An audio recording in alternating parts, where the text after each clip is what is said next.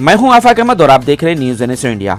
Dharavi police की ओर से धारावी में वरिष्ठ नागरिकों के लिए एक विशेष कार्यक्रम किया गया, जिसमें वरिष्ठ नागरिकों के शारीरिक और मानसिक परेशानियों को किस तरह से दूर किया जाए। इस पर वैशाली बोरसे और वरिष्ठ पुलिस निरीक्षक विजय कांदड़गांवकर जी ने वरिष्ठ नागरिकों की परेशानियों को देखते हुए योगा और मानसिक रोग के डॉक्टरों और कई विशेषज्ञों को यहाँ बुलाकर इनकी परेशानियों को समझा, सुना, इनकी काउंसलिंग भी की। पहले CP साहब ने लिया था, उसके बाद आज धारावी में देखा जा रहा है, क्योंकि आज पूरे देश में जो बूढ़े हैं उनको सबसे ज़्यादा दिक्कतें होती हैं। उनकी फैमिली में प्रॉब्लम होती है, उनके जीवन में कैसे रहना चाहिए, उनकी बॉडी में भी प्रॉब्लम होती है। तो इसको लेकर आज जो आप कार्यक्रम करे हैं, इसके अंदर किस तरह का ये कार्यक्रम? देखिए, सब जगह आपने देखा होगा कि छोटे बच्चे हैं, लड़कियां हैं जो 18 साल की उम्र की लड़कियां हैं या बुजुर्ग या यंग जनरेशन है, उसके बारे में सोचने के सभी संस्थाएं उपस्थित है। मगर ज्येष्ठ नागरिक जो उन्होंने जितने हमारे समाज के लिए काम करते हैं, तो अपने फैमिली के लिए काम करते हैं, मगर उनका जब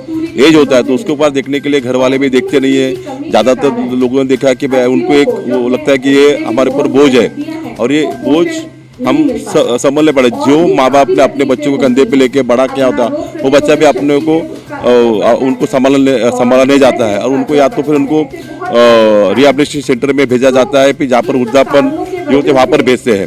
तो ऐसे लोगों को उनकी आयु के बारे में सोचने वाले बहुत कम लोग हैं।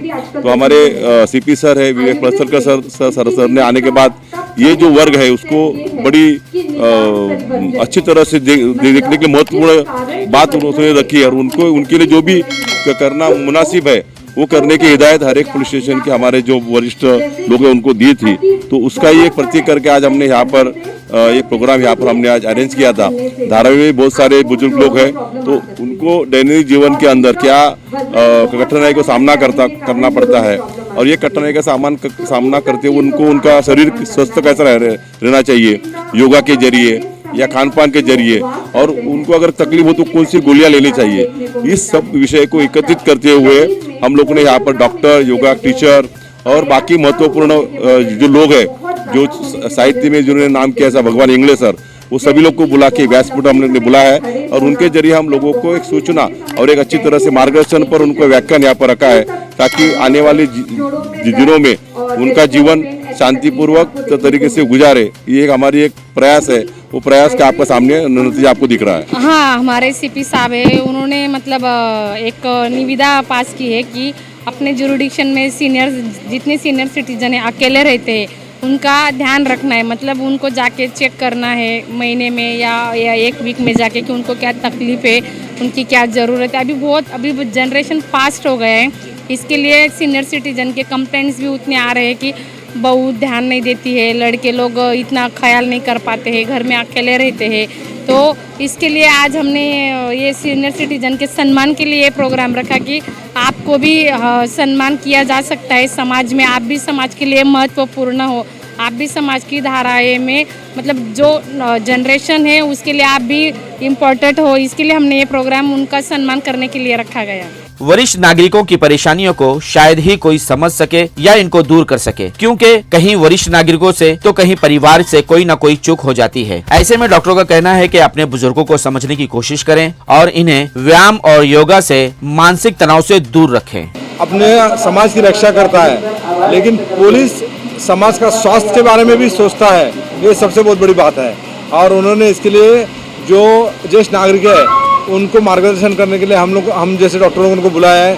60 साल के बाद में तुम्हारी ज़िंदगी कैसे अच्छी तरह से गुजर सकते हो, तो उसके लिए मार्गदर्शन करना बहुत ज़रूरी होता है। तो उसके लिए बहुत अच्छा मार्गदर्शन यहाँ पे हुआ है। जैसा डॉक्टर अंजू मैडम ने बता दिया है कि तेल का महत्व कितना है, तुम जॉइंट्स को तेल लगा के रखो, तुम्हारे जॉइंट्स फ्री हो जाएंगे। तुम्हारा आहार सही रखो, बीमारी से लंबा रहोगे। डॉक्टर प्रमिला मैडम ने, योग टीचर ने बता दिया कि योगा करने से तुम्हारे जो बैक एक है, लेग पेन है, वो सब कम हो जाएंगे। तुम्हारा जो स्ट्रेचिंग करने से पेट साफ हो जाएगा, वायु निकल जाएगा। तुम्हारे जो ये प्रॉब्लम है कि वात पित्त कफ, वो योगा से निकल जाएंगे। मैंने जो बता दिया है कि जो बीमारी होती है, डायबिटीज़ है या ब्लड प्रेशर है या हार्ट डिसीज़ है या ये जॉइंट्स पेन है या अस्थमा है या मानसिक रूप के आजार है, तो उसको दवा ज़रूरी है, दवा के साथ साथ तुम्हारा लाइफ स्टाइल मैनेजमेंट बोलेगा तो कसरत ज़रूरी है, चलना फिरना ज़रूरी है, आहार में कंट्रोल होना चाहिए, कम से कम आहार ले लिया करो, अपना जो सादा आहार है दाल चावल सब्जी रोटी वो ले लिया करो, वो सबसे बेस्ट आहार है वर्ल्ड के अंदर। अगर आपने नोटिस किया हो तो जितना भी क्राउड यहाँ पर बैठा था, बहुत से लोग इवन हंसने के लिए हमको उनको पुश करना पड़ रहा था कि आप हंसे या आप बातचीत करें इस चीज़ को। ये एक बहुत प्रोमिनेंट साइन है कि शायद उनको ना ये आदत ही नहीं है कि वो घर पे बातचीत करे, वार्तालाप हो या कोई कम्युनिकेशन हो। तो ये सीनियर सिटीजन से ज़्यादा जो उनके साथ रहने वाले केयर गिवर्स हैं उनके लिए ये एक बहुत इम्पॉर्टेंट सिग्नल है। उनको देखना चाहिए कि वो जितना हो सके उनको उनसे बातचीत करे, कम्युनिकेशन करे। जैसे ही आप घर में आते हैं शाम को अपने काम से, तो 5 से 10 मिनट उनके साथ बैठकर उनके हाल हवाल पूछो, कैसे हैं, क्या कर रहे हैं। उतना भी अगर आप पूछेंगे तो एक तसल्ली होती है कि मैं हूँ, ना कि घर में कोई मेज़ या कुर्सी पड़ी है उस वैसी मेरी हालत नहीं हुई है। और धीरे धीरे जब इस मानसिकता से इंसान बाहर निकलना शुरू होता है तो तब जाकर वो और लोगों को, अपने जैसे जो दूसरे लोग हैं उनको हेल्प करने की कोशिश करता है या खुद भी अच्छा महसूस करना फील कर सकता है। जैसे कि मैं बताना चाहूँगी कि योग तो बहुत ज़रूरी है, क्योंकि जैसा एज होते जाते हैं मसल्स वीक हो जाता है, ब्लॉकेज आता है, कमर में दर्द होता है, बहुत सारे हेल्थ इश्यूज होते रहता है एज के बाद से। तो मेरे हिसाब से तो हर एक, भले एज हो या ना हो, यंगस्टर्स को भी योगा करना चाहिए, एक्सरसाइज करना चाहिए, जिससे कि फिट रहेंगे। बोलते ना कि अगर 10 किलोमीटर चलना है, चलने वाले अगर योग करेंगे, एक्सरसाइज करेंगे तो आप और एक्स्ट्रा चल सकते हैं, एक्स्ट्रा कुछ कर सकते हैं। जैसे कि अगर सीनियर सिटीजन जैसे हमारे बीच में अभी बैठे थे लोग, तो उनको तो बहुत सारा घुटने में दर्द रहता है, कमर में दर्द होता है, और थोड़ा भी चलेंगे तो उनको सांस फूलने लगता है। तो उनको योगा करना चाहिए। अगर उन लोग बेसिक भी करेंगे, जैसे कि मैंने प्रैक्टिकली करके बताया, अगर वो भी करेंगे ना, उन लोग थोड़ा फिट रहेंगे।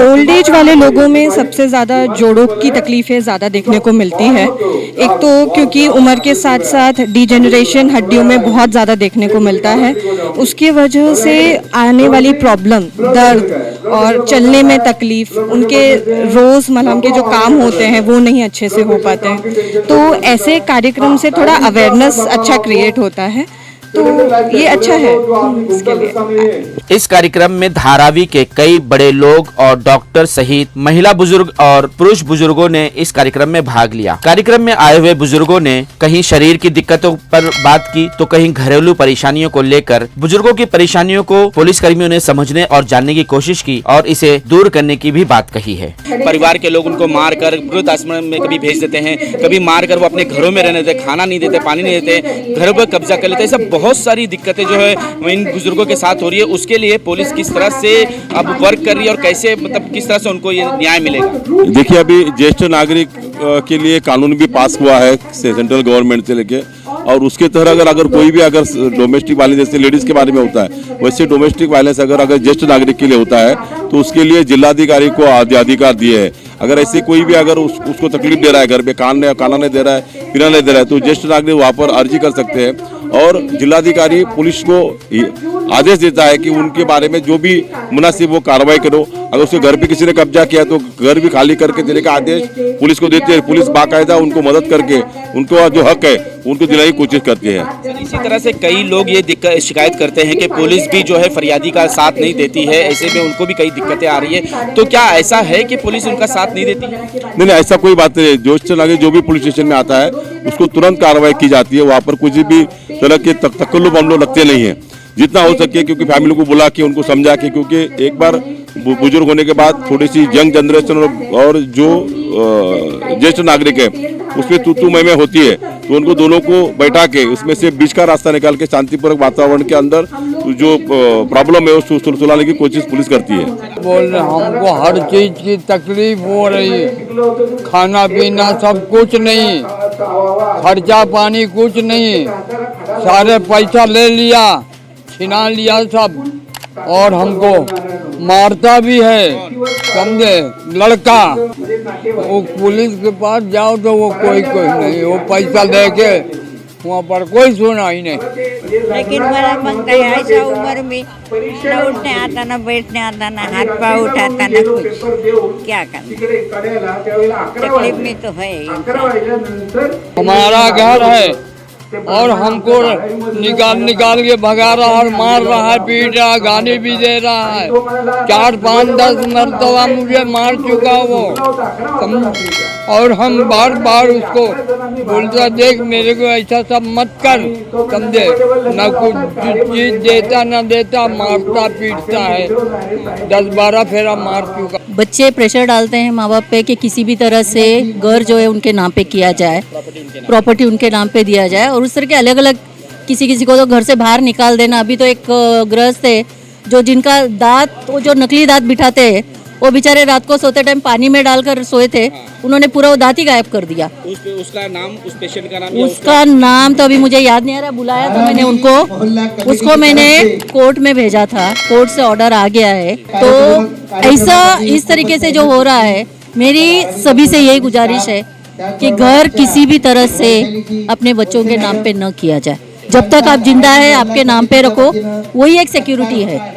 आजचा जो हा कार्यक्रम झालेला आहे की ह्या ज्येष्ठ नागरिकांना एकत्र बोलवून या पोलीस स्टेशनमध्ये जो एक स्तुत्य उपक्रम असा आयोजित केला आणि ज्या विविध प्रांतातल्या लोकांनी येऊन माहिती दिली, त्याचा खरोखरच फायदा होतो आहे ज्येष्ठ नागरिकांसाठी।